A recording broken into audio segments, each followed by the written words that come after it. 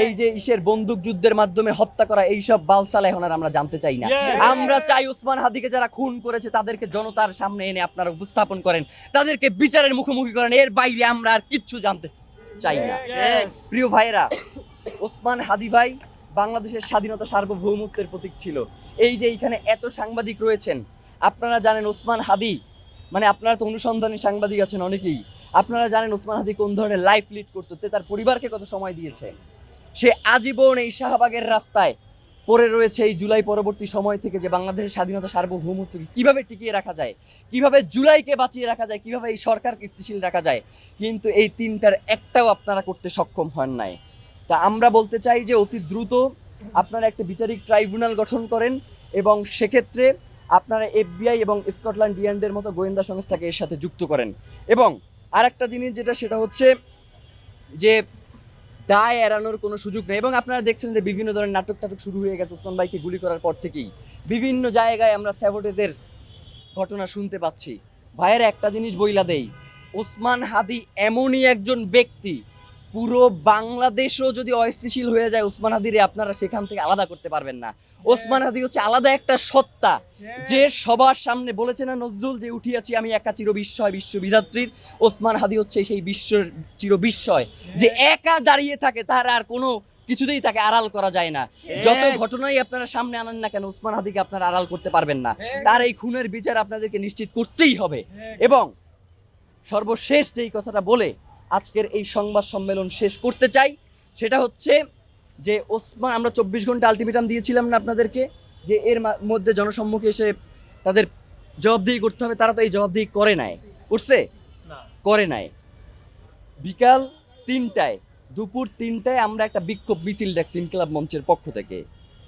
ওই বিক্ষোভ মিছিল পরবর্তী সময়ে আমরা কর্মসূচি ঘোষণা করব যে এই সরকারের সঙ্গে আমরা রয়েছি নাকি এই সরকার পতনের আন্দোলন আমরা ইনকিলাব মঞ্চের মাধ্যমে শুরু করব।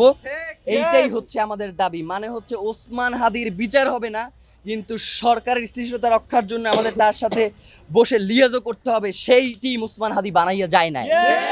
ওসমান হাদির টিম, বাংলাদেশের জনগণ তো তার সাথে আছেই। বাংলাদেশের জনগণ কেউ যদি তার সঙ্গে নাও থাকে, তবু ওসমান হাদির টিম তার বিচারের জন্য এই রাজপথে বসে থাকবে। বিচার নিশ্চিত না করে ঘরে ফিরে যাওয়ার মতো টিম ওসমান হাদি বানাইয়া যায় না। সুতরাং এই বিক্ষোভ মিছিল থেকে পরবর্তী কর্মসূচি ঘোষণা আসবে। আপাতত দুইটা দাবি আপনাদের মাধ্যমে জানাই রাখতে চাই: দ্রুত বিচারিক ট্রাইব্যুনাল এবং হচ্ছে এই ট্রাইব্যুনালের কাজে সহায়তার জন্য FBI এবং স্কটল্যান্ড ইয়ার্ডের মতো পেশাদারী ইন্টেলিজেন্সের সহায়তা গ্রহণ। এই দুইটা ব্যাপার অতি দ্রুত নিশ্চিত করতে হবে। আমাদের কালক্ষেপণ করা চলবে না। নির্বাচনকে স্থিতিশীল এবং সুষ্ঠু করবার জন্য ওসমান হাদিকে যারা খুন করেছে তাদের অতি দ্রুত গ্রেফতার করতে চায়। এইটাই হচ্ছে আমাদের দাবি, এর বাইরে আর কোনো দাবি নেই। আর আপনারা বিভিন্ন সময় আমাদেরকে যে প্রশ্ন করেন যে ভাই ওসমান হাদির ব্যাপারে আপনারা কি করলেন, ওসমান হাদির ব্যাপারে আপনাদের অবস্থান কি?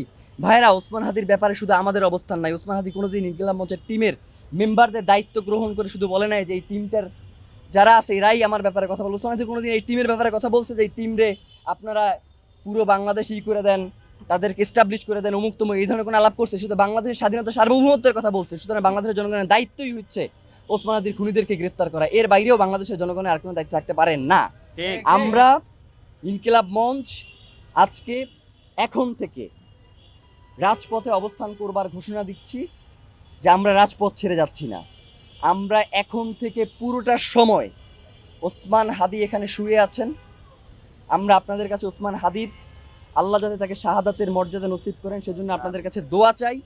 এবং সেই সাথে ওসমান হাদির শপথ, তার রক্তের শপথ, তার খুনিদের গ্রেফতার হওয়া না পর্যন্ত এবং এই খুনিদের পেছনে যারা মদতদাতা রয়েছেন তারা গ্রেফতার না হওয়া পর্যন্ত আমরা রাজপথ ছাড়ছি না। সেটা আপনাদের মাধ্যমে পুরো বাংলাদেশের জনগণ এবং বাংলাদেশ স্বাধীনতা সার্বভৌমত্বকে আমরা এই জানানটাই দিতে চাই। বাংলাদেশ জিন্দাবাদ, ইনকিলাব জিন্দাবাদ।